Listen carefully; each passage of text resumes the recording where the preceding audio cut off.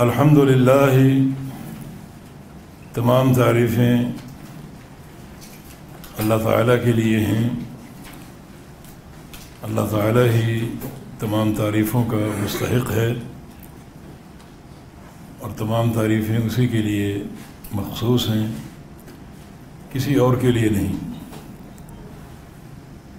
حمد کی اہمیت پر بات ہو چکی۔ اللہ رب العزت نے سابقہ کتب میں اس امت کا وصف حمادون رکھا ہے۔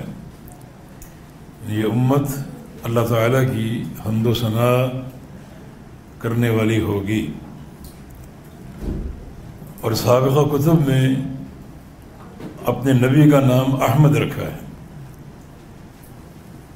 احمد اسم تفضیل کا صیغہ ہے، جس کا معنی ہے سب سے زیادہ اللہ کی حمد کرنے والا۔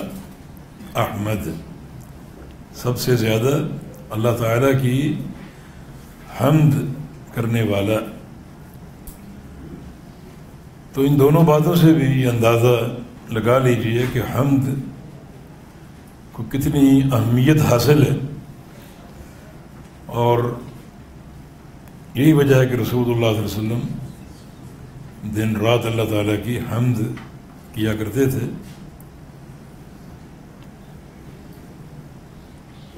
پانچوں نمازوں میں اور پھر جو بھی رواتب اور نوافل آپ ادا کرتے تھے، تو جگہ جگہ اللہ تعالیٰ کی حمد کا ذکر ہوتا تھا، تو کثرت سے آپ اللہ تعالیٰ کی حمد کرنے والے تھے۔ اب جو نقطہ آپ کو بتانا ہے وہ اب تک سب سے زیادہ توجہ کا طالب ہے اور سب سے زیادہ اہمیت کا حامل۔ تمام تعریفیں اللہ کے لیے مخصوص ہیں۔ کیوں؟ کیونکہ اللہ رب العزت ہر قسم کے کمال کا اکیلا مستحق ہے، اپنی ذات کے اعتبار سے، اپنی صفات کے اعتبار سے، اور اپنے جملہ افعال کے اعتبار سے۔ اسی کے لیے کمال مطلق ہے، لہذا اسی کے لیے ہر قسم کی حمد۔ یہ ایک اساسی عقیدہ ہے جس سے قرآن شروع ہوا ہے، تو اس کو ہمیشہ مد نظر رکھیے۔ لیکن افسوس یہ ہے کہ آج امت کی اکثریت اس عقیدے کو بری طرح پامال کر چکی۔ اللہ تعالیٰ کے لیے ہر قسم کی حمد کیوں ہے؟ کیونکہ اللہ تعالیٰ اکیلا ہر قسم کے کمال کا مستحق ہے۔ اس کمال کو اگر تقسیم کرو گے تو پھر لا محالہ حمد بھی تقسیم ہو جائے گی۔ اللہ تعالیٰ ہر قسم کی حمد کا مستحق کیوں ہے؟ کیونکہ اللہ تعالیٰ اکیلا الرزاق ہے، یعنی روزی دینے والا۔ کیونکہ اور کوئی روزی نہیں دے سکتا، لہذا اور کوئی حمد کا مستحق نہیں ہے۔ لیکن اگر آپ داتا مقرر کریں گے تو اس کا معنی یہ ہے کہ جو اللہ کا کمال تھا اسے آپ نے تقسیم کر دیا۔ روزی اللہ بھی دیتا ہے، اور وہ لاہور میں جو مدفون ہے حجویری، وہ بھی داتا ہے، روزی دیتا ہے۔ تو یہ صفت کی تقسیم سے حمد بھی تقسیم ہوگی۔ عقیدہ کیا ہے؟ الحمدللہ، ہر قسم کی حمد اللہ کے لیے۔ کیوں؟ وہ اکیلا ہر کمال کا مستحق ہے۔ اس کی صفت کے کسی کمال کو تقسیم کرو گے تو لا محالہ اس کی حمد بھی تقسیم کرنی پڑے گی۔ پھر جتنی روزی داتا دیتا ہے اتنی حمد اس کی بھی ہوگی۔ تو پھر تمام حمد اللہ کی نہ ہوئی. اللہ رب العزت ہر قسم کی حمد کا مستحق ہے کیونکہ وہ اکیلا عالم الغیب ہے. اور اگر آپ اس صفت کو تقسیم کریں گے کہ فلاں نبی بھی غیب جانتا ہے، فلاں ولی بھی غیب جانتا ہے، تو آپ نے اللہ تعالیٰ کی اس صفت کمال کو تقسیم کر دیا. جب کمال تقسیم ہوا تو حمد بھی تقسیم ہوگی، پھر حمد کو بھی تقسیم کرنا پڑے گا. اس کا معنی جو قرآن پاک نے پہلا عقیدہ پیش کیا اسی امتحان میں اکثر دنیا فیل ہو چکی، تو باقی دین کی عمارت کیسے قائم ہوگی، کیسے قابل قبول ہوگی؟ جب آپ نے خشت اول ٹیڑھی کر دی، اس کو توڑ پھوڑ دیا، تو باقی دین کہاں قائم رہے گا؟ اللہ اکیلا مشکل کشا ہے، اکیلا، اور کوئی نہیں، کوئی مشکل کشا نہیں، اکیلا. واقعہ نا زید بن حارثہ رضی اللہ عنہ، اللہ کے پیارے پیغمبر کا منہ بولا بیٹا. کفار آپ کو ہر طرح کی اذیت دینے کے درپے تھے. انہوں نے سوچا کہ نبی علیہ السلام کو اس سے بڑی محبت ہے، یہ آپ کا منہ بولا بیٹا ہے، متبنہ ہے، تو اس کا نقصان اللہ کے نبی کو اذیت دے گا. ان کو پکڑا اور ان کی مشکیں کس دیں اور قتل کرنے کے درپے ہو گئے.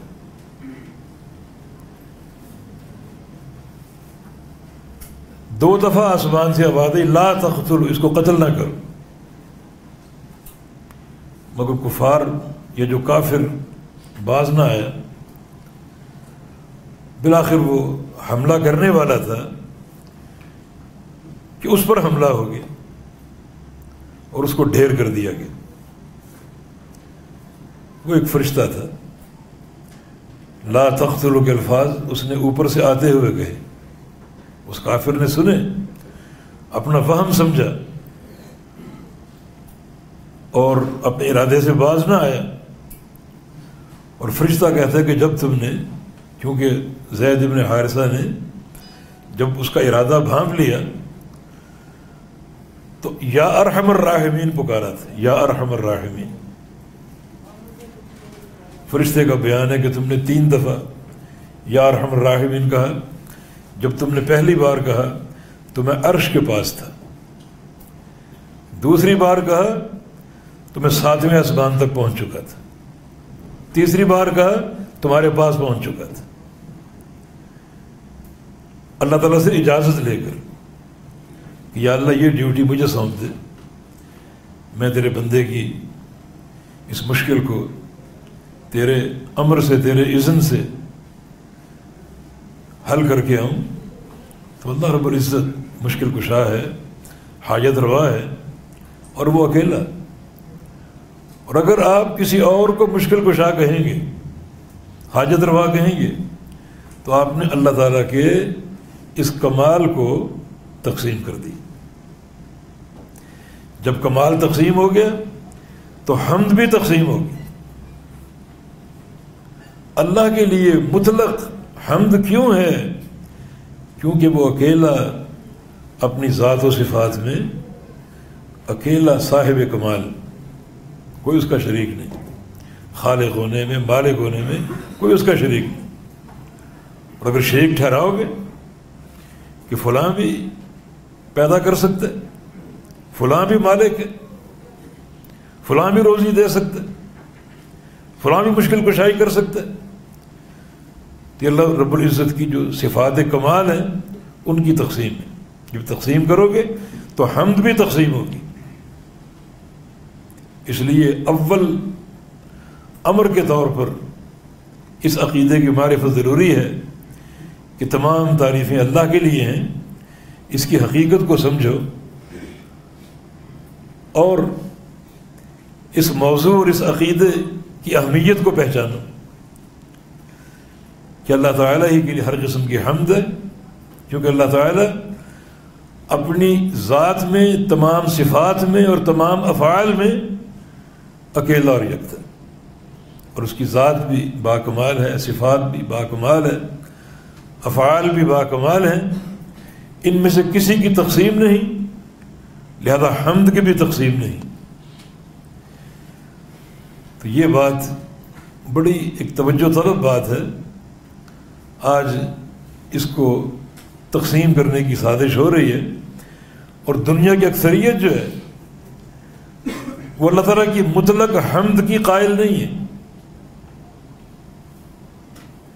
شریعت سازی اللہ کا کام ہے، غیروں کو شارع نہیں مانا گیا، حکم اللہ کا ہے، غیروں کا حکم نافذ بھی کیا گیا، قبول بھی کیا گیا، وہ بھی حاکم، وہ بھی شارع۔ یہ اللہ کے کمال کی تقسیم ہے، جب کمال کی تقسیم ہے تو پھر حمد بھی تقسیم ہو رہی۔ اور عقیدہ کیا ہے؟ الحمدللہ، تمام تعریفیں اللہ کے لیے، کسی اور کے لیے نہیں ہے۔ ہم نے دوران درس بتایا کہ یہ حصر کے صیغے کے ساتھ اور الاستغراقی بڑے عموم اور حصر کا فائدہ دے رہے جملہ، لک الحمد کلہ، کہ تیرے ہی لیے تمام طرح کی تعریفیں ہیں اور کسی کے لیے نہیں، کیونکہ تو ہی اپنی ذات و صفات میں ہر قسم کے کمال کا مستحق ہے، تو اکیلا۔ تو جب یہ کمال تقسیم نہیں ہے تو حمد کیسے تقسیم ہوگی؟ لیکن جو لوگ اس کمال کو تقسیم کرتے ہیں، اللہ کی صفات کو تقسیم کرتے ہیں، اللہ تعالیٰ کے افعال کو تقسیم کرتے ہیں، وہ اللہ تعالیٰ کی حمد کو بھی تقسیم کرنے کے مرتکب ہیں، جو کہ ایک بھیانک جرم ہے، اور جو اولی عقیدہ قرآن نے بیان کیا اسی کا انکار۔ تو اللہ تعالیٰ ہدایت دے۔ آج امت کی اکثریت جو ہے وہ اس امتحان میں ناکام ہو چکی، فیل ہو چکی۔ تو اللہ تعالیٰ ہمیں توفیق دے کہ ہم اس سچے اور خالص عقیدے پر قائم رہیں، اور یقیناً یہ اللہ کی محبت اور رضا کا ذریعہ ہوگا کہ ہم ہر قسم کی حمد اللہ کے لیے مانتے ہیں، اور اس حمد کو تقسیم نہیں کرتے، کیونکہ اللہ کے کسی کمال کو، کسی صفت کو تقسیم نہیں کرتے۔ سب سے بڑا مجرم وہ ہے جو اللہ کا شریک بناتا ہے، اللہ کے شرکاء مقرر کرتا ہے، جو کہ اللہ کی جناب میں سب سے بڑا نقص ہے۔ جس کو شریک بناؤ گے اسے بھی حمد دینی پڑے گی، یہ حمد کی تقسیم ہے۔ تیرا کوئی شریک نہیں مگر فلاں شریک ہے، فلاں شریک ہے، فلاں شریک۔ جو شریک ہے اس کی تعریف کرنی پڑے گی، اس کو حمد دینی پڑے گی۔ جبکہ عقیدہ کیا ہے؟ الحمدللہ، تمام تعریفیں اللہ تعالیٰ کے لیے۔ تو اب تک 4 چیزیں بیان ہوئیں، ایک الحمد، کلمہ ال اور کلمہ حمد، دوسرا للہ، کلمہ لام اور اللہ لفظ الجلالہ۔ آگے فرمایا رب العالمین، رب العالمین، رب یعنی با کے نیچے کسرہ ہے، جر ہے۔ طلبہ جانتے ہیں کہ یہ اللہ کی کیا ہے؟ صفت ہے۔ موصوف اور صفت کا اعراب ایک ہی ہوتا ہے۔ رب مجرور ہے، اللہ مجرور ہے، موصوف رب اس کی صفت ہے، اور دونوں مجرور ہیں، موصوف اور صفت کا اعراب ایک ہی ہوتا ہے۔ جر کے 3 اسباب ہیں اور تینوں بسم اللہ الرحمن الرحیم میں جمع ہے۔ جر یا تو ہوتا ہے حرف جارہ کی بنا پر، اور بسم کی با حرف جر، اسم مجرور ہے، یا ہوتا ہے اضافت کی بنا پر، اور اللہ ہی مجرور ہے اضافت کی وجہ سے، اور یا پھر جر کی تیسری صورت تابع ہو کر، اور الرحمن الرحیم یہ دونوں تابع ہیں اللہ کے۔ تو تینوں جو اسباب جر ہیں وہ بسم اللہ الرحمن الرحیم میں اکٹھے ہیں۔ الحمدللہ رب العالمین میں دو اسباب جر، ایک للہ مجرور ہے حرف جار لام کی وجہ سے، اور دوسرا رب مجرور ہے تابع ہونے کی وجہ سے، کیونکہ یہ صفت ہے اللہ موصوف کی۔ رب لفظاً کیا ہے؟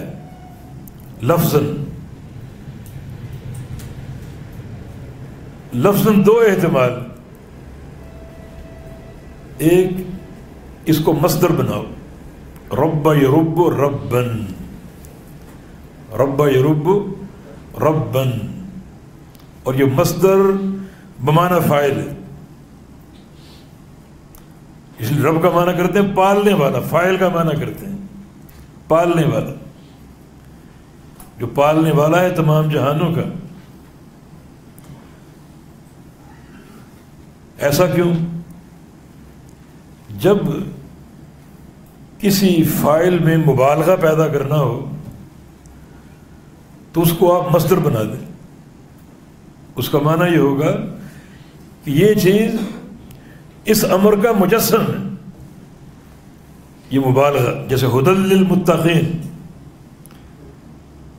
قرآن کے بارے میں ہدا، یہ ہدن بمعنی ہادن ہے، ہدن مصدر ہے، تو ہادن کو ہدن کیوں بنایا گیا؟ تاکہ یہ ظاہر ہو کہ یہ کتاب جو ہے مجسمہ ہدایت ہے، مبالغہ مقصود ہے۔ رب مصدر ہے مگر بمعنی فاعل، یا پھر رب کو فاعل ہی بناؤ، فاعل کا صیغہ، اصل وزن ہے راب، رب یرب ربن فہو راب، اسم مفعول مربوب، رب یہ اسم فاعل کا صیغہ ہو سکتا ہے، الف اس کا محذوف ہے تخفیفاً، اصل میں رابن تھا، کثرت استعمال کی بنا پر الف کو حذف کر دیا، ربن ہو گیا، تو ہے یہ اسم فاعل کا صیغہ ہے۔ اس کی نظیر اور مثال اللہ تعالیٰ اسماء الحسنہ، اللہ تعالیٰ کے ناموں میں موجود ہے، اسماء الحسنہ میں موجود ہے۔ البر اصل میں البار ہے، البار، کثرت استعمال کی بنا پر الف کو حذف کر کے البر بنا دیا گیا۔ البر اسم فاعل کا صیغہ ہے، مصدر نہیں۔ بار، اسی طرح رب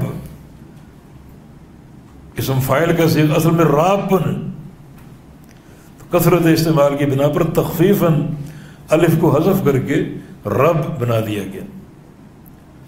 معنی دونوں کا ایک ہے، مصدر بناؤ تو بھی وہ معنی فاعل ہے، بنا رابن، اسم فاعل بناؤ تو بھی وہ معنی فاعل ہے۔ کیا معنی ہوگا؟ پالنے والا، تربیت کرنے والا، کس کی؟ العالمین، تمام جہانوں کی۔ اب یہاں دو باتیں واضح ہو گئیں کہ اللہ رب العزت ہر قسم کی حمد کا مستحق کیوں ہے۔ ایک تو اس لیے کہ وہ اللہ ہے، یہ ہے توحید الوہیت، وہ معبود ہے، عبادت کے لائق ہے، سجدے کے لائق، رکوع کے لائق، قیام اور قرات کے لائق، نظر و نیاز کے لائق، ذبح کے لائق، منتوں کے لائق، ہر قسم کی عبادت کے لائق، اس لیے وہ ہر قسم کی حمد کا مستحق ہے۔ یہ عبادت، یہ اس کا کوئی جز کسی اور کو دو گے تو الوہیت کی تقسیم، نعوذ باللہ، الوہیت کی تقسیم کے ساتھ ساتھ حمد کی بھی تقسیم۔ اور دوسری بات، اللہ تعالیٰ کے لیے ہر قسم کی حمد کیوں ہے؟ کیونکہ وہ رب العالمین، یہ توحید ربوبیت ہے، توحید ربوبیت۔ اس ربوبیت میں کسی کو شریک کرو گے، شرک بھی ہے اور حمد کی تقسیم بھی۔ مثلا فلاں قبر والا بھی پیدا کر سکتا ہے، فلاں مزار سے شفا مل سکتی. یہ ربوبیت کی تقسیم. اللہ کے رب ہونے کا معنی یہ ہے کہ وہی خالق ہے اور کوئی نہیں. رب ہونے کا معنی یہ ہے کہ وہی شفا دینے والا ہے اور کوئی نہیں. کسی اور کو خلق کا اختیار دو گے چاہے وہ ایک بندے کی حد تک کیوں نہ ہو، شرک ہے. ربوبیت کی تقسیم ہے اور حمد کی تقسیم. تو اللہ رب العزت ہر قسم کی حمد کا مستحق کیوں ہے؟ اس آیت کریمہ میں دو اسباب ہیں. کیونکہ وہ اکیلا الہ العالمین ہے اور وہ اکیلا رب العالمین ہے. اس کے سوا کوئی الہ العالمین نہیں اور اس کے سوا کوئی رب العالمین نہیں. آگے ہم بتائیں کہ الرحمن الرحیم یہ تیسرا سبب ہے.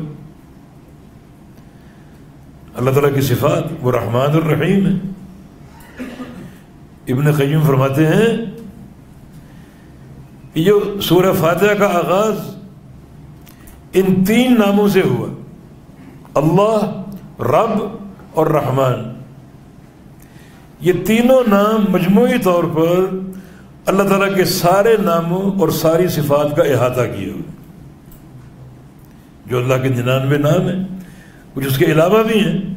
ان میں سے کچھ نام وہ ہیں جن کا تعلق اللہ سے ہے معبود ہونے سے، کچھ نام وہ ہیں جن کا تعلق رب سے ہے یعنی توحید ربوبیت کے اعتبار سے، اور کچھ نام وہ ہیں جن کا تعلق الرحمن سے ہے. الرحمن کا معنی اللہ اور بندے کا تعلق، صلہ، آپس میں رابطہ. اللہ کا رزاق ہونا، بندے کو روزی دینا اس کی رحمت ہے، رحمان ہے. بندے کو ہدایت دینا اس کی رحمانیت کی بنا پر. بندے کو صحت دینا یہ اس کی رحمانیت. تو ساری صفات کا مجمع یہ تین نام ہیں، اللہ، رب اور رحمان. اس لیے سورہ فاتحہ ام القرآن، اس کی جامعیت اور وسعت میں بڑا اضافہ ہو گیا اس تقریر سے. رب العالمین، اللہ رب العالمین ہے، تمام جہانوں کو پالنے والا. العالمین کیا ہے؟ یہ عالم ان کی جمع، عالم ان کی جمع، مگر یہ جمع خلاف قاعدہ ہے، خلاف ضابطہ. عالم یہ فاعل کا وزن ہے، فاعل لام کی زبر کے ساتھ، عالم بر وزن فاعل. اور فاعل کی جمع واو نون کے ساتھ کبھی نہیں آئی. یعنی عالم کی جمع عالمون، یہ عالمین خلاف قاعدہ، خلاف ضابطہ. اس لیے اس کی اصل جمع کا وزن ہے عالم کی وہ عوالم ہے، عوالم. یہ جمع بالکل قاعدے پر ہے، یعنی فاعل واحد اور جمع فواعل. عالم واحد جمع عوالم، یہ قاعدے پر. عالمون خلاف قاعدہ کیوں ہے؟ کیونکہ واو نون کے ساتھ جمع جو ہوتی ہے جیسے عالمون ہے وہ ہوتی ہے ذوی العقول کی، اس لفظ کی جو لفظ ذوی العقول اہل عقل کا ہو. مسلمون، مؤمنون، خاشعون، متقون، یہ سارے ذوی العقول ہیں.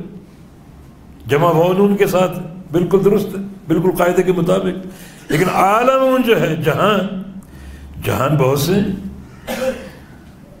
ٹھیک ہے، انسانوں کا ایک جہان ہے، فرشتوں کا ایک جہان ہے، جنوں کا ایک جہان ہے، شیاطین کا ایک جہان، اور یہ چاروں ذوی العقول ہیں، چاروں عقل والے ہیں، دماغ والے ہیں. مگر جہاں اور بھی ہیں، عالم افلاک، آسمان، سیارے، سورج، چاند، ستارے، یہ بھی ایک عالم ہے. اور ان میں سے کوئی چیز ذوی العقول نہیں، نہ آسمانوں کا دماغ ہے، نہ سورج کا، نہ ستاروں کا، نہ سیاروں کا اور نہ چاند کا. تو عالمون بھی شامل ہے اس میں. عالم ارضی، پہاڑ اور یہ مٹی اور یہ ریت اور پانی، یہ بھی ایک جہان ہے.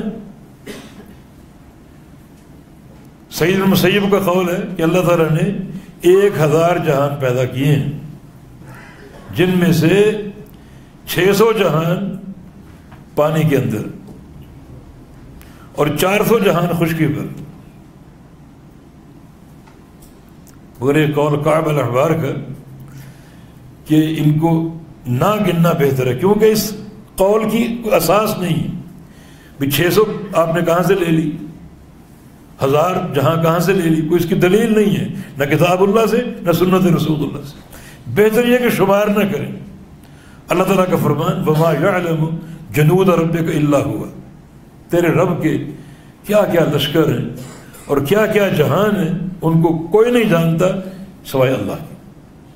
ان بعض مفسرین کا قول ہے کہ اللہ تعالیٰ کی 80,000 جہان ہیں، 40,000 خشکی میں اور 40,000 پانی کے اندر۔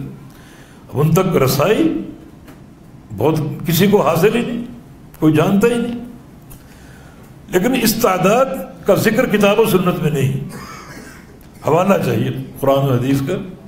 لہذا یہ قول زیادہ معتبر ہے کہ اللہ کے جہانوں کو، لشکروں کو اللہ کے سوا کوئی نہیں جانتا۔ تو عرض کرنے کا مقصد یہ کہ بہت سے عالم ذوی العقول نہیں، عقل سے خالی، پتھر ہیں، پہاڑ ہیں، مٹی ہے، ریت ہے، درخت ہیں، ان میں سے کوئی صاحب دماغ نہیں، صاحب عقل نہیں۔ تو عالمون جو جمع ہے واو نون کے ساتھ، یہ ذوی العقول کی ہوتی ہے، عقل والوں کی، جیسے مسلمون، متقون، محسنون، ربانیون۔ اس لیے اس جمع کو خلاف قاعدہ قرار دیا گیا، مگر اس کی ایک تعویل ہو سکتی، اور وہ تعویل یہ ہے کہ چونکہ تمام جہانوں میں انسان بھی شامل ہے، اس لیے ان جہانوں میں انسان کو اہمیت اور ترجیح دی گئی، انسان کو، اس لیے جمع واو نون سے بنا دی گئی، انسان کے شرف کو واضح کرنے کے لیے کہ ان جہانوں میں ایک جہان انسانوں کا ہے، اور اس کے شرف کا تقاضا یہ ہے کہ اس کی عقل کا اعتبار کرتے ہوئے جمع واو نون کے ساتھ بنا دی جائے۔ تو جمع یہ مستعمل ہے، عالمین، عالمون، جمع مستعمل۔ تو رب العالمین وہ رب ہے تمام جہانوں کا، یہ اللہ تعالیٰ کی صفت ہے اور توحید ربوبیت ہے۔ تمام جہانوں کا رب ہونا، اس کے 3 معنی ہیں۔ تمام جہانوں کا رب ہونا، اس کے 3 معنی۔ ایک یہ کہ اللہ تعالی اکیلا تمام جہانوں کا خالق، اکیلا، خالق کل شیء فقدرہ تقدیرا۔ اللہ تعالیٰ نے ہر شے پیدا کی بہترین اندازے کے ساتھ۔ حل من خالق غیر اللہ، کہ اللہ کے سوا کوئی خالق ہے؟ استفہام انکاری، نہیں، کوئی نہیں۔ تو رب العالمین ہونے کا معنی کیا ہے؟ ایک اللہ تمام جہانوں کا خالق ہے۔ جب وہ خالق ہے، تو خالق ہی معبود ہوتا ہے۔ افمن یخلق کمن لا یخلق، کیا پیدا کرنے والا پیدا نہ کرنے والے جیسا ہو سکتا ہے؟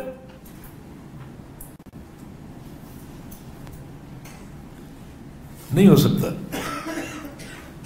رب العالمین، اللہ رب العالمین ہے، یعنی جہانوں کی ربوبیت یہ مکمل ہوتی ہے 3 معنی کے ساتھ۔ ایک یہ کہ یہ عقیدہ ہو کہ اللہ تعالیٰ ہی تمام جہانوں کا خالق ہے، وہ عالم علوی ہو، عالم سفلی ہو، عالم الافلاک ہو، عالم الملائکہ ہو، عالم الجن ہو، عالم الانس ہو، عالم الشیاطین ہو، عالم الجبال ہو، عالم الاشجار ہو، عالم الجمادات ہو۔ اللہ تعالیٰ ہی ہر عالم کا، ہر جہاں کا خالق ہے، اس کے سوا کوئی خالق نہیں۔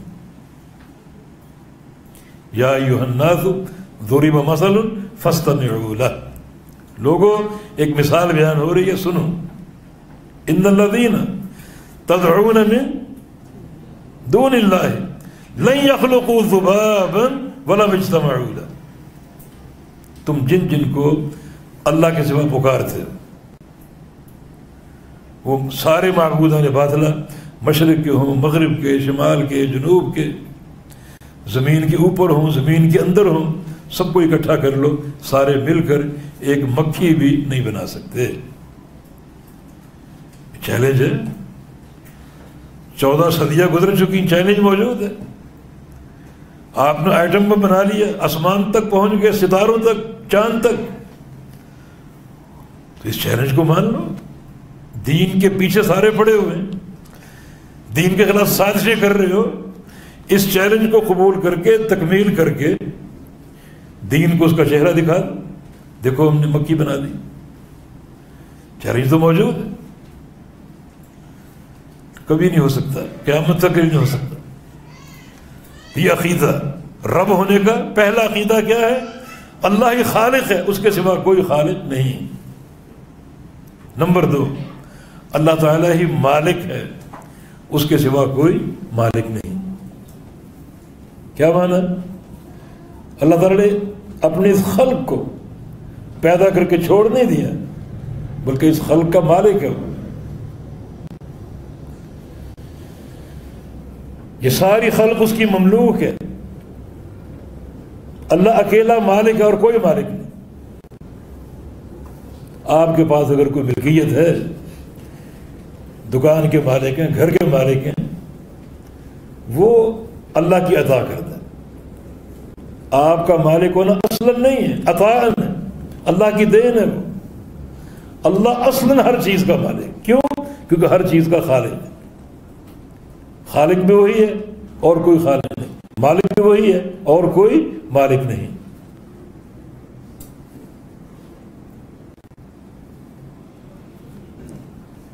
جن کو تم اللہ کے سوا پکارتے ہو وہ ایک قطمیر کے مالک نہیں. ما یملکون من قطمیر. قطمیر کیا ہے؟ کھجور کی گٹھلی کا چھلکا، باریک سا، اس کے بھی مالک نہیں. تو ملکیت اللہ رب العزت کی، ہر شے کی. یہ بھی رب ہونے کا معنی. یعنی جب تک ان 2 چیزوں کو نہیں مانو گے، آپ نے رب کو رب نہیں مانا. رب العالمین رب العالمین ہے. کیوں؟ وہ ہر شے کا خالق ہے. کسی اور کو خالق مانو گے، کوئی ایک ذرہ، کوئی ایک مکھی فلاں بنا سکتا ہے، تو یہ ربوبیت کی تقسیم ہے، حمد کی بھی تقسیم ہو، جو بھیانک جرم ہے. اللہ اکیلا خالق ہے اور کوئی خالق نہیں، اور وہ اکیلا مالک ہے اور کوئی مالک نہیں. اور تیسری چیز، وہ اکیلا اس کائنات کا مدبر ہے، تدبیر کرنے والا. جو تبدیلیاں رونما ہو رہی ہیں اللہ کے امر سے ہو رہی ہیں. کوئی پیدا ہو رہا ہے، کوئی مر رہا ہے. پیدا ہونے والا اللہ کے امر سے پیدا ہو رہا ہے، مرنے والا اللہ کے امر سے مر رہا ہے. سب اللہ کا علم ہے. کون کب پیدا ہوگا، کتنا جیے گا اور کب مرے گا اور کہاں مرے گا، اللہ کا علم.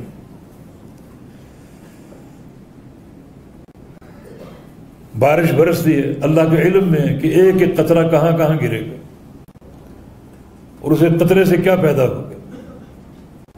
اگر گندم پیدا ہوئی تو ایک دانے سے جو ہیں وہ جیسے 100 سٹے بن گئے. دانے حاصل ہو گئے. اللہ جانتا ہے کتنے دانے بنیں گے. پھر ایک دانہ پسے گا، اللہ جانتا ہے کب پسے گا. اس دانے کے 1000 ذرے ہوں گے آٹے کی شکل میں. اللہ جانتا ہے ایک ایک ذرہ کس کس پیٹ میں اترے گا.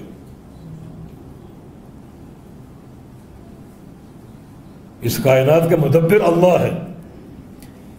درخت کے پتے کا جھڑنا اللہ کے امر سے، کب جھڑے گا اللہ جانتا ہے، اور جھڑ کر کہاں گرے گا اللہ جانتا ہے.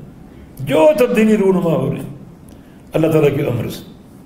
یہ 3 چیزیں ربوبیت کے معنی ہیں، اللہ رب العالمین ہے، اس وقت تک آپ رب العالمین نہیں مان سکتے جب تک ان تین چیزوں کا نہ مان لو کہ اللہ تعالیٰ ہی خالق ہے اور کوئی خالق نہیں، اللہ تعالیٰ ہی مالک ہے اور کوئی مالک نہیں، اور اللہ تعالیٰ ہی مدبر ہے اس کائنات کی تدبیر کرنے والا، اس کے سوا کوئی تدبیر کرنے والا نہیں۔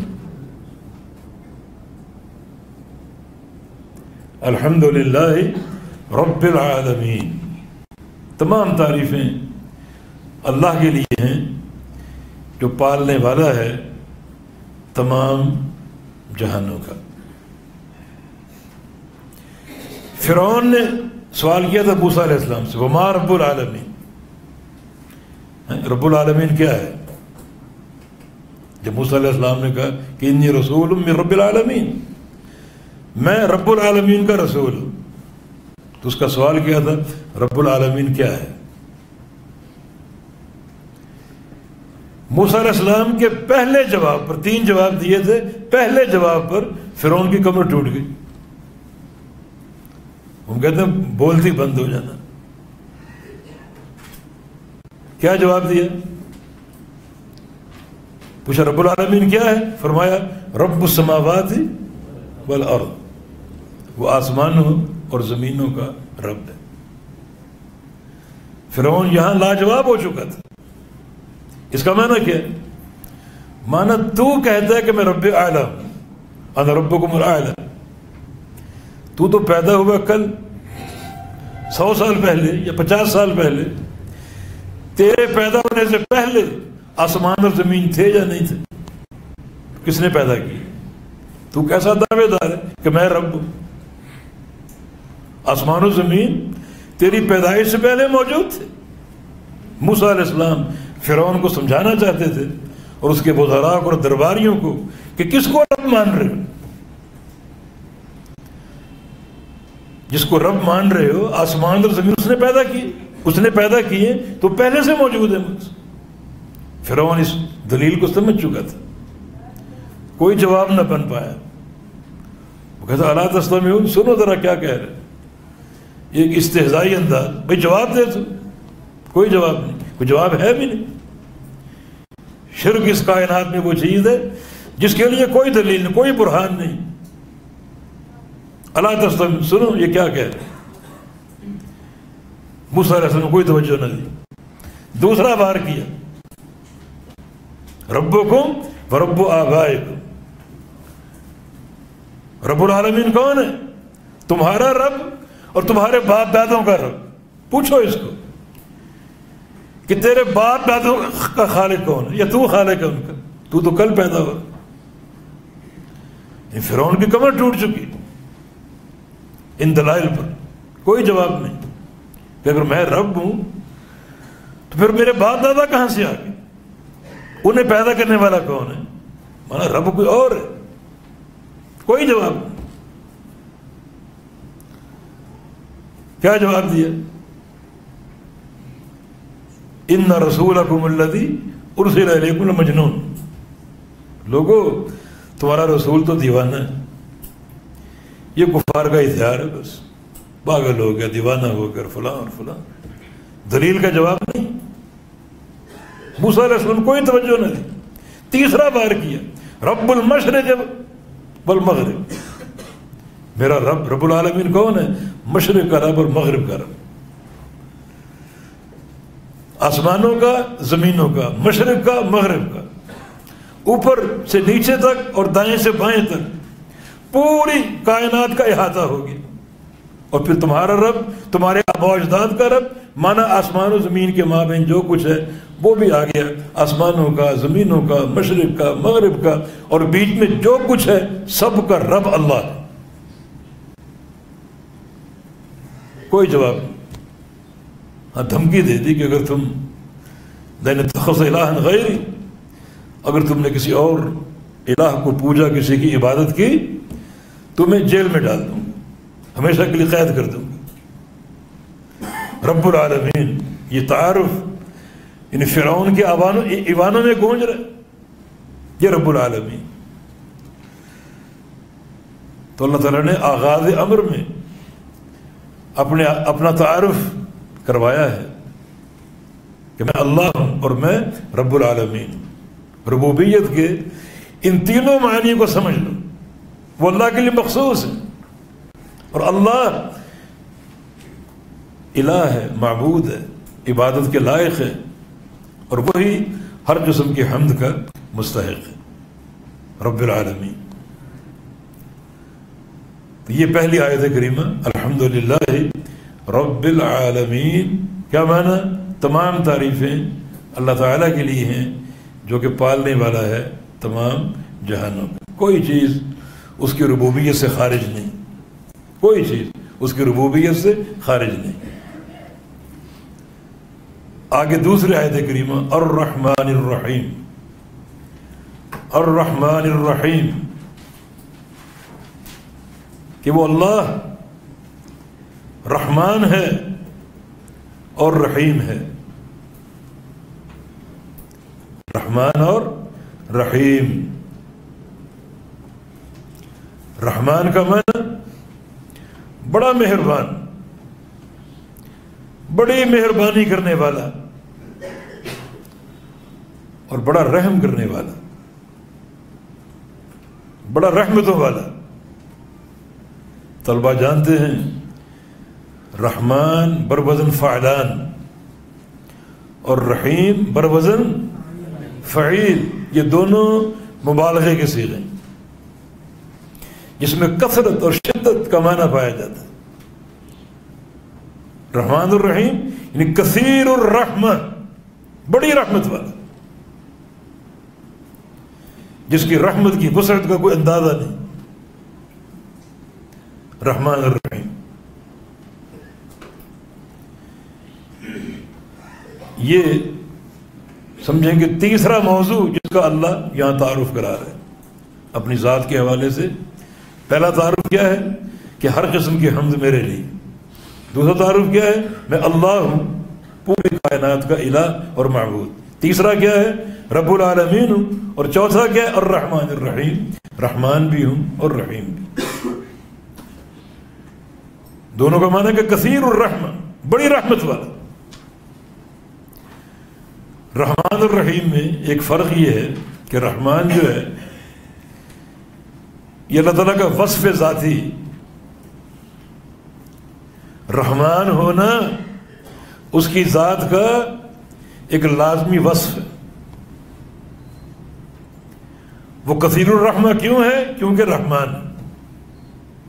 اور رحیم جو ہے اللہ تعالیٰ کا وصف فعلی ہے. لوگوں کے ساتھ رحمت کا معاملہ کرنا یہ اس کا فعل ہے، جب چاہے کرے. تو جو وصف لازم ہے وہ اللہ تعالیٰ کے ساتھ ہمیشہ قائم ہے، اور جو وصف فعلی ہے وہ اللہ کے اختیار پر، جب چاہے کسی پر رحم فرمائے، جب چاہے نہ فرمائے. وصف فعلی. تو رحمان میں جو رحمت ہے یہ وصف ذاتی کے طور پر ہے جو ہمیشہ اللہ تعالیٰ کے ساتھ قائم ہے. اور رحیم میں جو رحمت ہے یہ وصف فعلی کے طور پر ہے کہ اللہ تعالیٰ جب چاہے رحم فرمائے اور جب چاہے نہ فرمائے.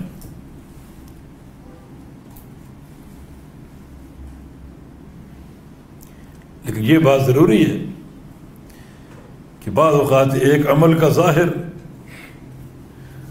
رحم نظر نہیں آتا مگر حقیقت میں رحم ہوتا ہے. جیسے ایک بندہ بیمار ہے، یہ بیماری کس نے دی؟ اللہ تعالی. تو اس کو رحمت کہو گے یا زحمت کہو گے؟ بظاہر ایک تکلیف ہے، لیکن ایک انسان اگر غور کرے تو اس میں بھی رحمت کا پہلو موجود ہے. نبی علیہ السلام کی حدیث ہے اللہ تعالیٰ نے کچھ بندوں کے لیے جنت میں اونچا درجہ پیدا کیا ہوا ہے مگر اس کے عمل قاصر ہوتے ہیں. تو اللہ ان کو دنیا میں کوئی تکلیف دے دیتا، کوئی بیماری، کوئی مرض، کوئی تجارتی گھاٹا نقصان، اور ان کو صبر کی توفیق دیتا ہے. وہ اس بیماری پر صبر کر کے اس اونچے درجے کے اہل بن جاتے ہیں. نبی علیہ السلام کی حدیث ہے لا یزال البلاء بالرجل، کہ ایک آدمی کو آزمائشیں گھیرے رہتی ہیں، حتیٰ کہ اس کی زندگی میں یہ وقت آ جاتا ہے یمشی علی الارض ولیس علیہ اثم، وہ زمین پر چلتا پھرتا نظر آتا ہے اور اس کے ذمے کوئی گناہ باقی نہیں ہوتا. تو بظاہر تو بیماری ایک زحمت ہے، تکلیف ہے، اذیت ہے، مگر یہاں بھی رحمت کا پہلو موجود ہے. بندے کی آخرت سنور رہی. الحمى حظ كل مؤمن من النار، دنیا کا بخار جہنم کا حصہ سمجھ لیجئے. اگر دنیا میں بخار ہو گیا تو پھر جہنم کا حصہ نہیں ملے گا. وہ تمہیں مل گیا، بخار مل گیا، قیامت کے دن جہنم کا عذاب نہیں ملے گا. تو ظاہر اذیت ہے، حقیقت میں رحمت. تو الرحمن الرحیم، وہ ذات کثیر الرحمہ ہے، بڑی رحم کرنے والی ذات. رحمان اور رحیم اگر دونوں الگ الگ ہوں تو دونوں کا ایک ہی معنی. دونوں اکٹھے ہوں تو اکٹھے ہونے کا معنی یہ کوئی فرق ہے نہیں. اور فرق ہے، رحمان میں جو رحمت ہے وہ دنیا میں بھی ہے، آخرت میں بھی. دنیا میں مومنوں کے ساتھ، کافروں کے ساتھ، مشرکین، منافقین، فاسق و فاجر، سب کو رحمت ملتی. روزی مل رہی ہے، صحت مل رہی، اولاد مل رہی. یہ تقاضا ہے اس صفت رحمت کا جو رحمان میں موجود ہے.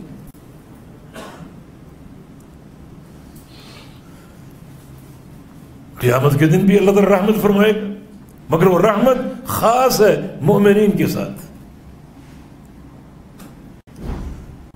اور رحیم میں جو رحمت ہے دنیا میں بھی آخرت میں بھی، لیکن یہ مختص ہے مومنین کے ساتھ.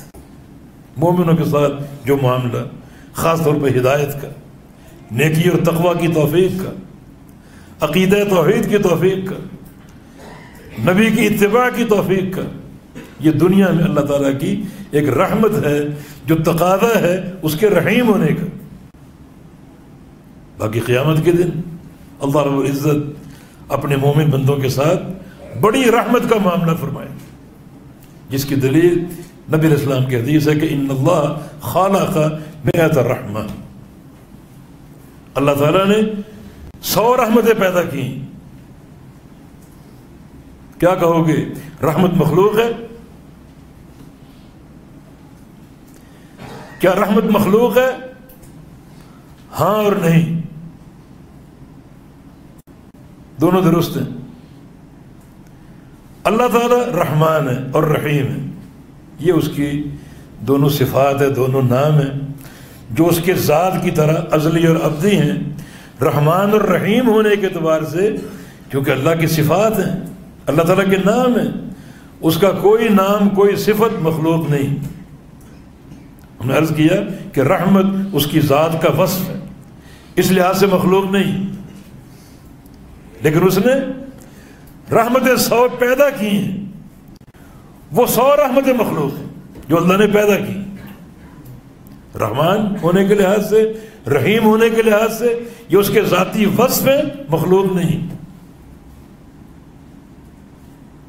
ہاں اس نے 100 رحمتیں پیدا کر کے رکھی، وہ مخلوق. تو ان اللہ خلق 100 رحمہ، اللہ تعالیٰ نے 100 رحمتیں پیدا کی. انزل واحدۃ منہا علی الارض، ان میں سے صرف ایک رحمت زمین پہ اتار دی، صرف ایک. جب سے دنیا بنی ہے وہ ایک رحمت چل رہی اور قیامت تک چلتی رہی. انسانوں کا آپس میں رحم کرنا، جانوروں کا، مویشیوں کا، حیوانوں کا، درندوں کا، پرندوں کا، آسمان پر فرشتوں کا، جنوں کا آپس میں رحم کا معاملہ کرنا، یہ ساری اس ایک رحمت کے حصے کی تقسیم ہے. ساری قیامت تک چلتی رہے گی. باقی 99 رحمتیں وہ محفوظ ہیں قیامت کے دن کے لیے. اللہ تعالیٰ اپنے بندوں کے ساتھ قیامت کے دن مومنین کے ساتھ سچے عقیدے کے حاملین کے ساتھ اپنی رحمت کا معاملہ فرمائے گا، اور وہ وسیع جو رحمت کا معاملہ ہے ان 99 حصوں کے ساتھ ہوگا۔ کتنا وسیع؟ جبکہ ایک حصہ کائنات میں چل رہا ہے جب سے دنیا بنی اور قیامت تک چلتا رہے گا۔ اربوں خربوں لوگ آئے، اربوں خربوں مویشی، جانور اور فرشتے، تو ان کی تعداد تو معلوم ہی ہے، سب سے بڑی تعداد والے۔ بیت المعمور میں روزانہ 70,000 فرشتے نماز پڑھتے ہیں جب سے یہ مسجد بنی ہے 7ویں آسمان پر۔ جس فرشتے نے ایک بار نماز پڑھ لی اس کی قیامت تک باری نہیں آئے گی۔ اب 70,000 کی تعداد، اس کو ان صدیوں پر تقسیم کرو۔ کوئی کمپیوٹر ہے کسی کے پاس؟ فیل ہو جاؤ گے۔ نبی علیہ السلام کی حدیث ہے قیامت کے دن جہنم آئے گی بماع 70,000 زمام، 70,000 لگاموں میں جکڑی ہوئی، علی کل زمام 70,000 ملک، ہر لگام پر 70,000 فرشتوں کی ڈیوٹی ہوگی۔ اب 70,000 کو ضرب تو 70,000 کے ساتھ اربوں کی تعداد ہے۔ نبی علیہ السلام کی حدیث ہے ما فی السماوات السبع موضع 4 اصابع الا وملک قائم وملک راکع وملک ساجد واضع جبهته للہ۔ ان 7 آسمانوں میں 4 انگلی کے برابر خالی جگہ نہیں، ہر جگہ فرشتہ موجود، کہیں قیام میں، کہیں رکوع میں اور کہیں سجدے میں۔ اطت السماء، آسمان جھکے جا رہے ہیں فرشتوں کے بوجھ سے، آسمانوں میں چرچراہٹ ہے فرشتوں کے بوجھ سے۔ وہ ایک ہی رحمت سب میں چل رہی، ملائکہ کی رحمت، انسانوں کی، جنوں کی، فرشتوں کی، وحشیوں کی، جانوروں کی، پرندوں کی، چرندوں درندوں کی، جب سے دنیا بنی وہ چل رہی ہے اور قیامت تک چلے گی۔ اور باقی 99 حصے قیامت کے دن کے لیے اللہ تعالیٰ کے مومنین بندوں کے ساتھ۔ الرحمن الرحیم، کتنا وہ کثیر الرحمن، یہ اس کی ایک ذاتی، اس کا ذاتی وصف ہے، اور اس کو رحمان الرحیم ہونا پسند ہے۔ اسی لیے نبی علیہ السلام کی حدیث ہے، اللہ فرماتا ہے رحمتی وسعت کل شیء، میری رحمت ہر شے کو وسیع ہے۔ فرشتوں کی دعا ربنا وسعت کل شیء رحمتا وعلما، تو ہر شے پر وسیع ہے باعتبار رحمت اور باعتبار علم۔ مانا جہاں جہاں تک تیرا علم ہے وہاں وہاں تک تیری رحمت ہے، اور اس کے علم سے کوئی چیز اوجھل ہے؟ کوئی چیز اوجھل نہیں۔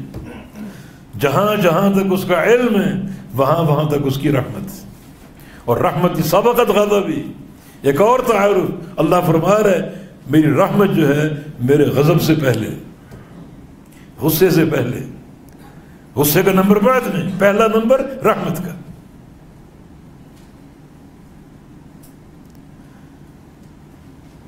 اب دیکھیں نا نبی علیہ السلام کی بعثت سے قبل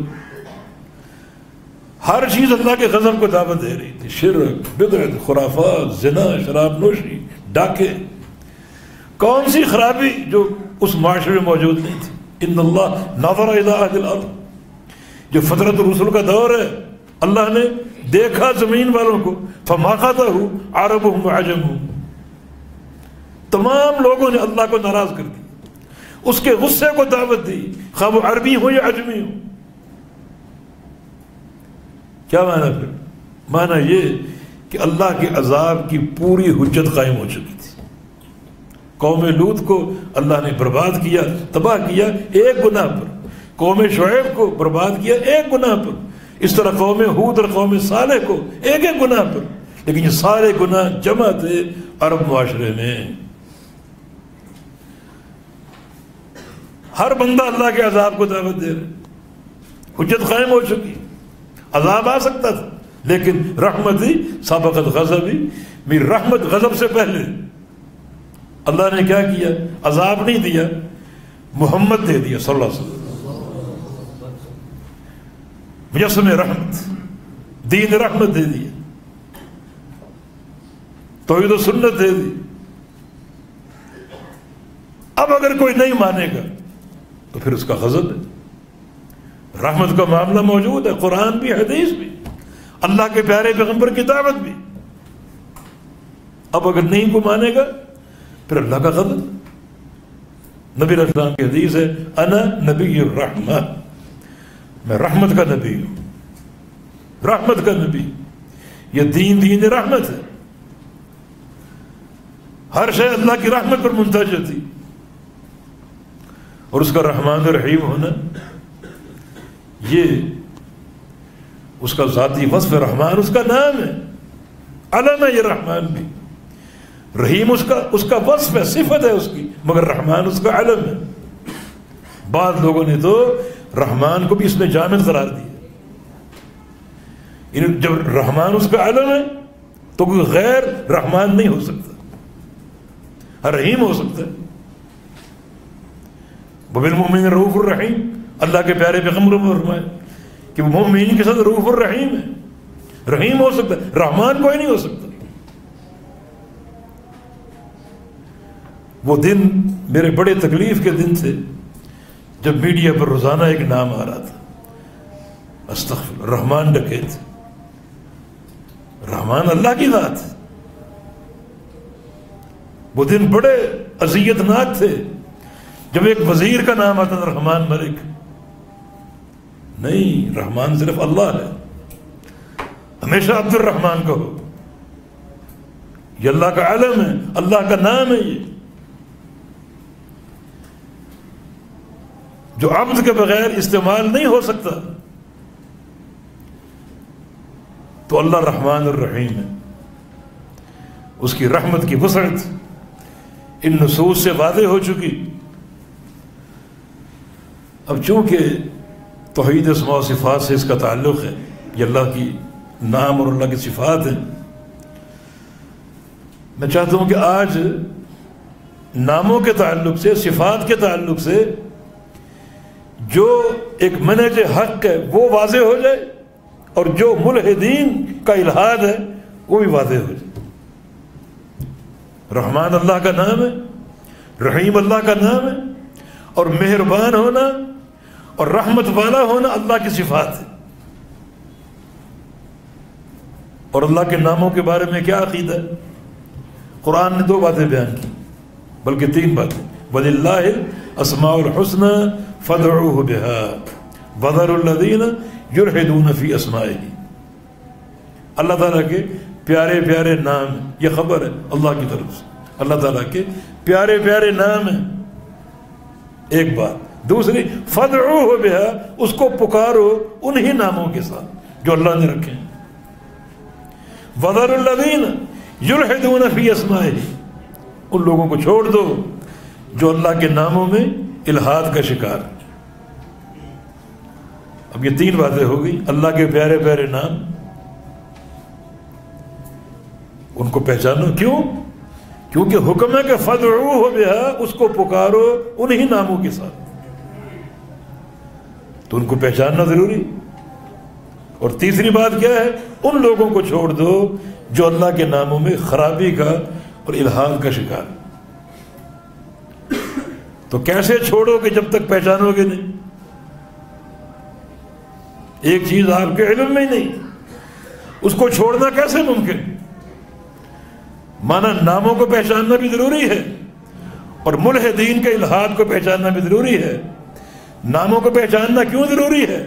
تاکہ اللہ کو ان ناموں کے ساتھ پکارا جائے. اور ملحدین کے الحاد کو جاننا کیوں ضروری ہے؟ تاکہ ان کو چھوڑا جا سکے. الرحمن الرحیم، پہلا گروہ آتا ہے، وہ کہتا ہے کہ ہم رحمان الرحیم کو نہیں مانتے، نہ لفظ نہ معنی، الفاظ کا بھی انکار کرتے. جب الفاظ نہیں ہے تو معنی بھی نہیں. اس گروہ کا نام ہے جہمیہ. یہ جہم بن صفوان کے پیروکار تھے. ان کو نفات بھی کہا جاتا ہے، معطلہ بھی کہا جاتا ہے. معطل اس لیے کہ اللہ کی بالکل تعطیل کرتے ہیں، اس کو ناموں سے صفات سے خالی قرار دیتے ہیں. جہمیہ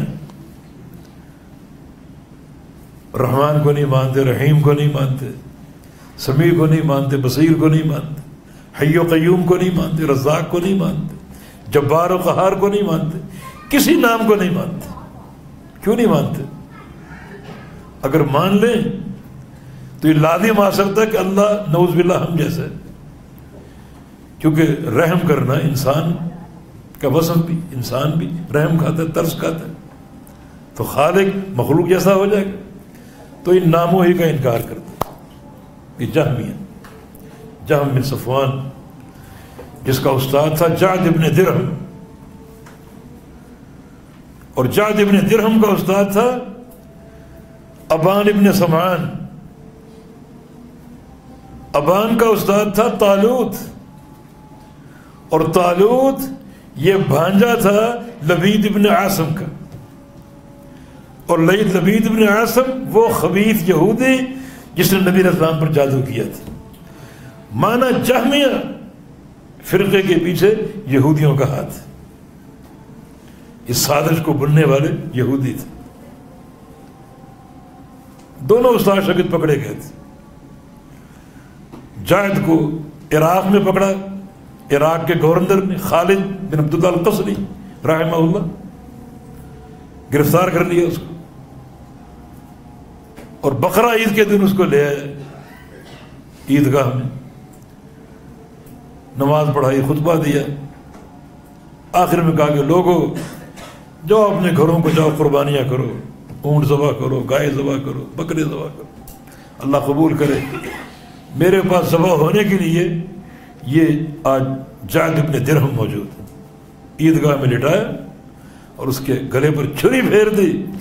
یہ کہتا ہے اللہ کلام نہیں کر سکتا، اور اللہ کا فرمان ہے وَكَلَّمَ اللَّهُ مُوسَىٰ تَكْلِيمًا، اللہ نے موسیٰ سے کلام کیا، چھری پھیر دی۔ یہ ہیں نر حاکم جن کے نزدیک اللہ کا پروٹوکول مقدم ہے۔ آج کے حکام جو ہیں ان کے نزدیک اپنا پروٹوکول، اللہ کی توحید پر جو مرضی قدم لگائے، زبان درازیاں کرے، کوئی پرواہ نہیں، اپنا پروٹوکول، اپنا پروٹوکول۔ تو یہ جہمیہ اللہ کے کسی نام کو نہیں مانتے، رحمان رحیم کسی کو نہیں مانتے۔ چھوڑ دو ان کو۔ ہمارا کیا عقیدہ ہے؟ اللہ کے یہ سارے نام پر حق ہیں، جو قرآن اور حدیث میں اللہ تعالیٰ کے نام بیان ہوئے، اللہ کی صفات بیان ہوئی، وہ ساری حق ہے، ہمارا ان پر ایمان۔ ایک فرقہ اور آگے، عقل پرست لوگ، انہوں نے کہا کہ ناموں کا انکار تو ہم نہیں کر سکتے، قرآن سے ثابت ہے، حدیث سے ثابت ہے۔ قرآن کہہ رہا اللہ رحمان ہے، رحیم ہے، رب ہے، خالق ہے، مالک ہے، سمیع اور بصیر ہے، حی اور قیوم ہے، کیسے انکار کریں؟ ناموں کا انکار ممکن نہیں ہے، مگر ایسا کرو کہ ان ناموں کو خالی قرار دو معنی سے اور صفات سے۔ نام تو ہیں، معنی کوئی نہیں، معنی ہم نہیں جانتے۔ سمجھو کہ حروف مقطعات کی طرح ان کے بھی معنی نہیں، جیسے الف لام میم کا معنی نہیں، الف لام را کا معنی نہیں، اس طرح رحمان اور رحیم کا بھی معنی نہیں ہے، متشابہات میں سے۔ کیوں؟ اگر معنی کرو گے وہی تشبیہ، اگر سمیع کا معنی کرو گے سننے والا، تو سنتے تو ہم بھی، مشابہت ہو جائے گی۔ تو کیا وہ نہیں سنتا؟ اگر نہیں سنتا تو پھر لکڑی کے مشابہ، پتھر کے مشابہ، پتھر نہیں سنتے، لکڑی نہیں سنتے، بھیانک ظلم ہے۔ تو ان کی جاہلیت کیا ہے؟ ناموں کا انکار تو نہ کرو، لیکن ہر نام کو معنی سے خالی قرار دو۔ رحمان تو ہے مگر بلا رحمت، سمیع ہے بلا سمع، بصیر ہے بلا بصر، عزیز ہے بلا عزت، حکیم ہے بلا حکمہ۔ ہمارا عقیدہ کیا ہے کہ اللہ تعالیٰ کے نام پر حق ہے، اور ہر نام کا معنی معلوم ہے۔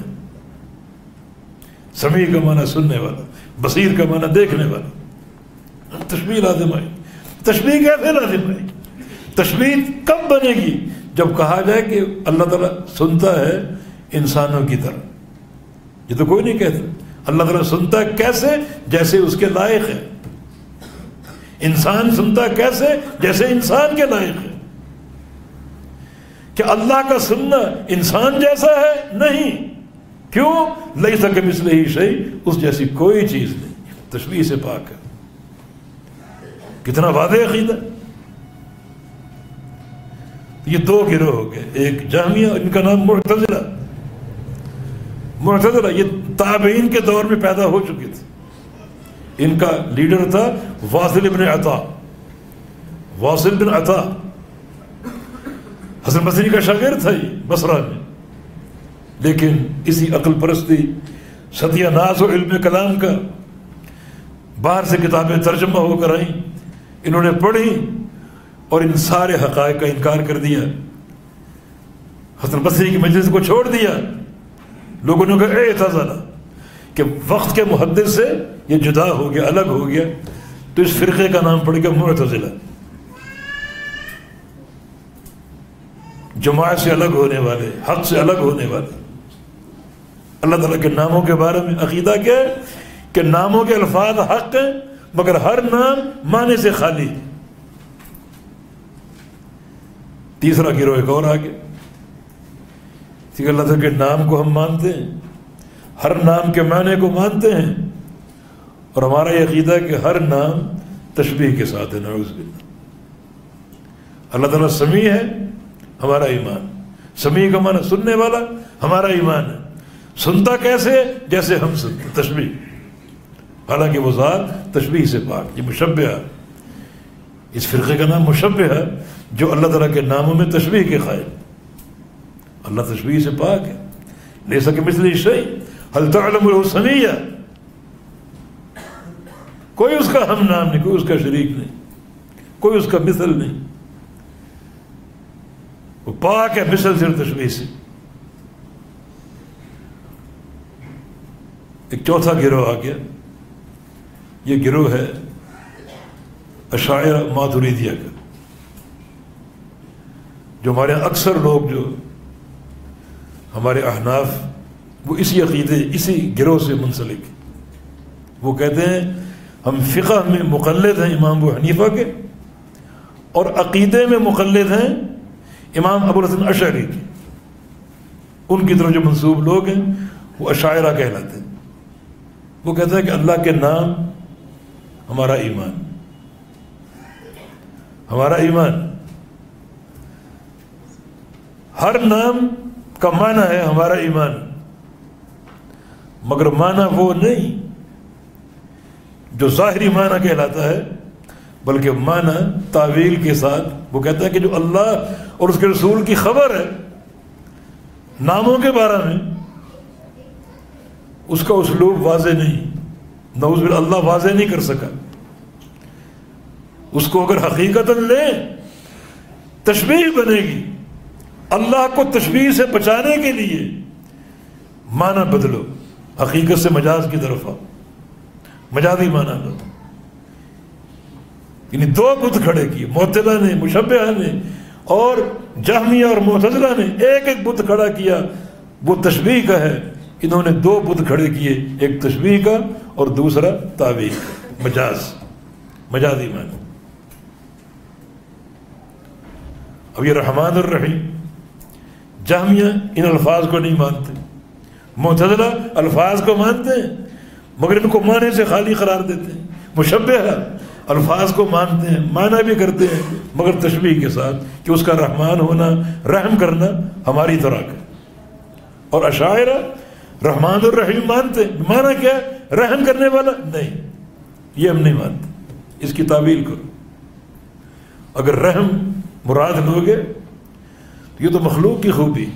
کہتے ہیں رحمت کا معنی رقت القلب، دل کی رقت، دل کی نرمی.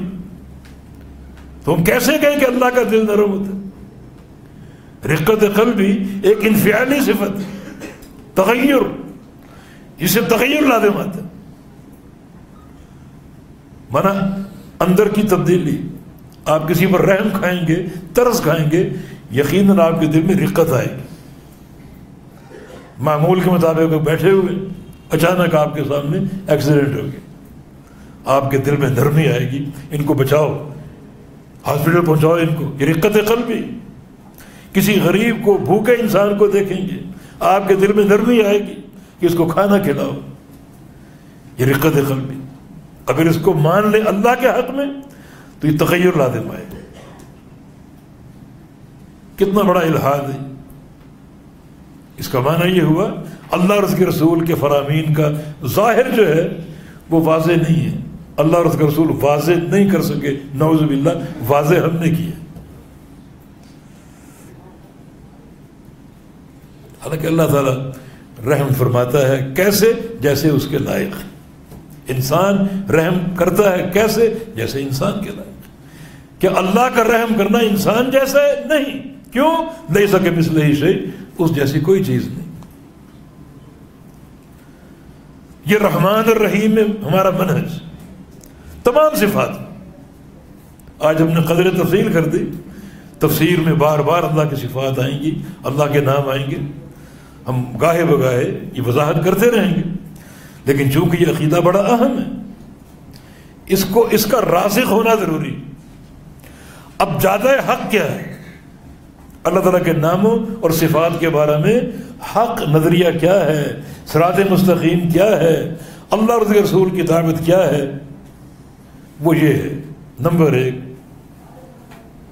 اللہ تعالیٰ کے جو نام، جو صفات، جو کام قرآن یا حدیث میں موجود ہے، ہمارا سب پر ایمان ہے۔ نمبر ایک، سب پر ایمان ہے تاکہ رد ہو جہمیہ کا۔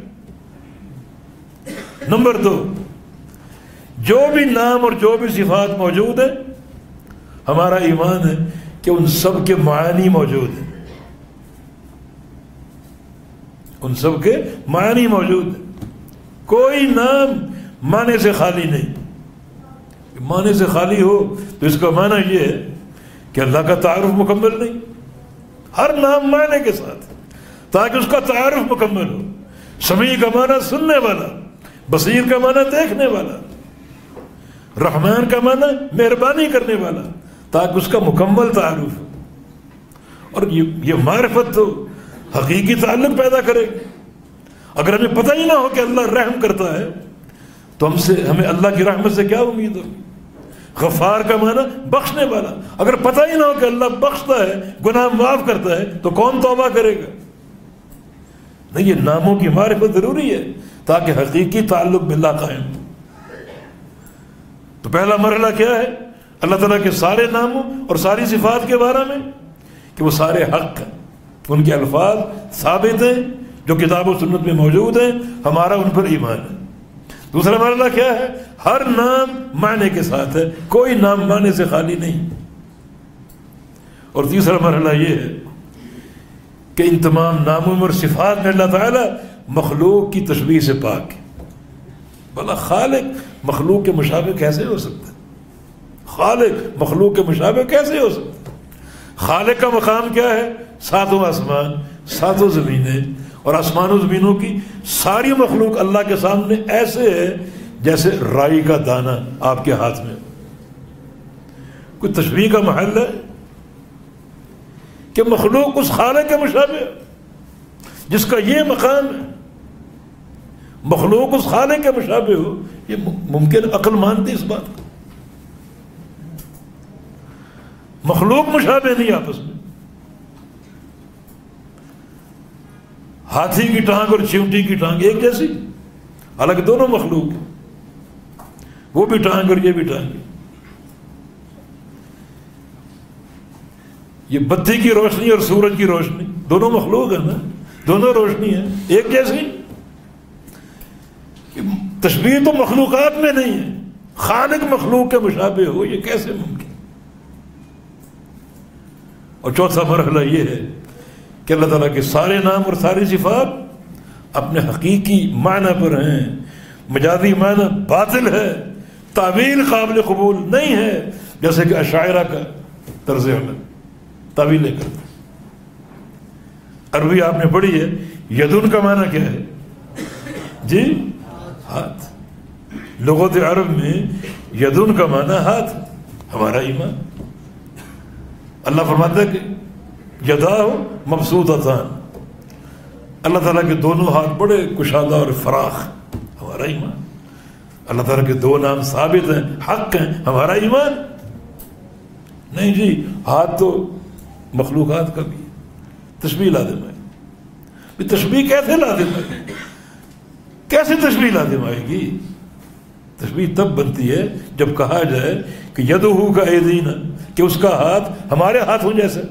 یہ تو کوئی نہیں کہہ رہا. اس کا ہاتھ کیسا ہے؟ جیسا اس کے لائق. ہمارا کیسا ہے؟ جیسا ہمارے لائق. تشبیہ کی کوئی صورت نہیں. تو پھر تعویل، یہ تعویل قدرت،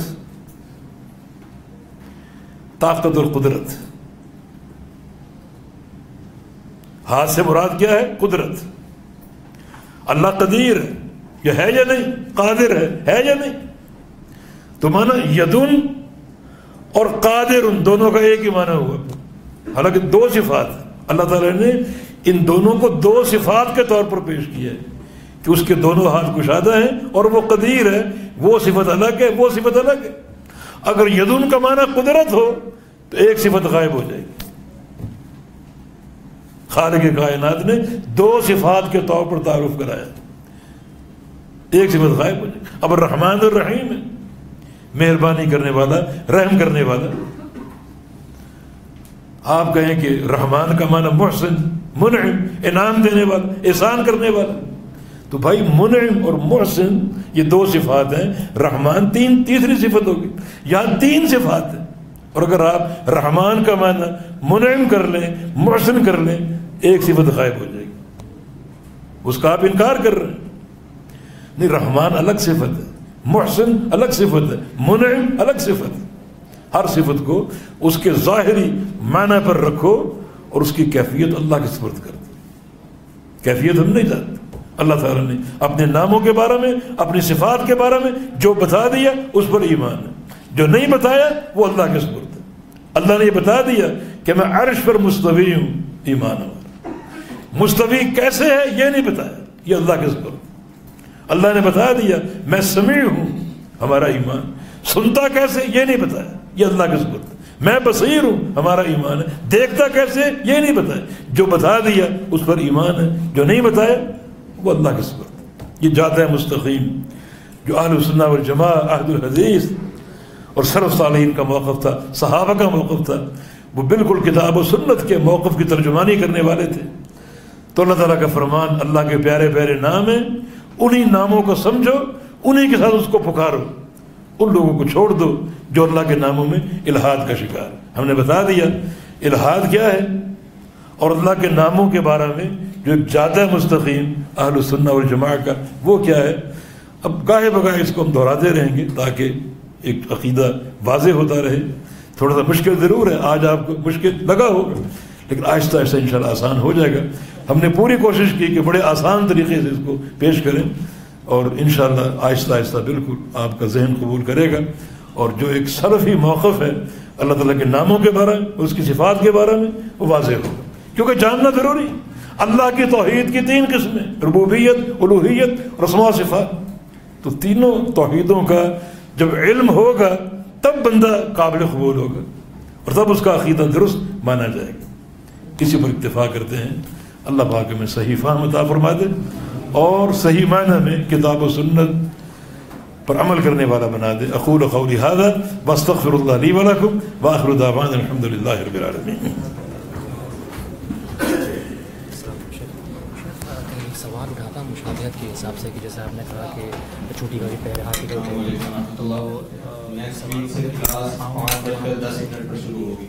استعمال ہوتا ہے پکڑنے کے لیے، تو وہاں بھی مشابہت ہے. تو کس طرح سے بات کا جواب